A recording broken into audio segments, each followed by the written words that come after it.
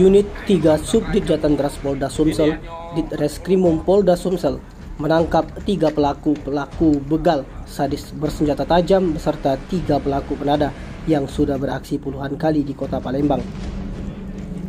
Itu setelah menerima informasi dari masyarakat. Opsional Sunyi Senyap, Unit 3 Jatantras Polda Sumsel, pimpinan Kanit Kompol Iputu Suryawan, Panit Ibtu Nopol Siswandi, yang langsung melakukan pengejaran ketiga pelaku begal puluhan kali itu ditangkap di lokasi yang berbeda, yakni Abu Hajid, warga Kenten, Basir, warga Bungaran 5 Ridwan, dan Bungaran. Tak berselang lama, opsional juga melakukan pengejaran dan berhasil menangkap 3 orang merupakan penada, yakni Widi, Dayat, Sepri, yang ketiganya merupakan warga Talang Jambi, Kelurahan Sukarami, Kecamatan Sukarami, Palembang.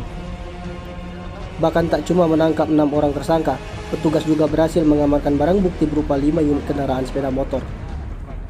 Ketiga tersangka ini juga disebut tak segan melukai para korban dengan senjata tajam yang sudah disiapkan.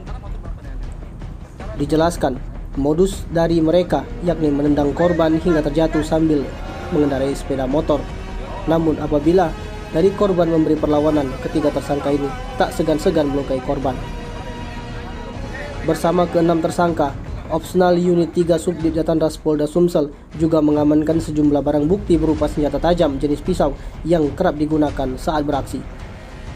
Tim Liputan Sumsel Update TV melaporkan.